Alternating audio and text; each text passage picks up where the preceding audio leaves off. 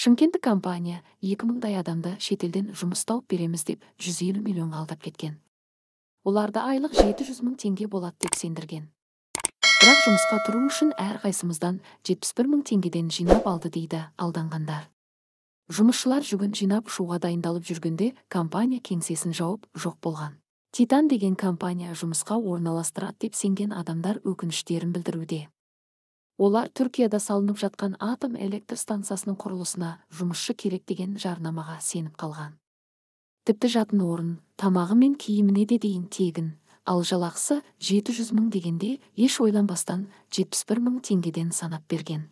Жоғары жалақыға дәмелі болғандар әсіресе Шымкент, Түркістан мен Қызылорда облысы мен Жамбылдан көп дейді.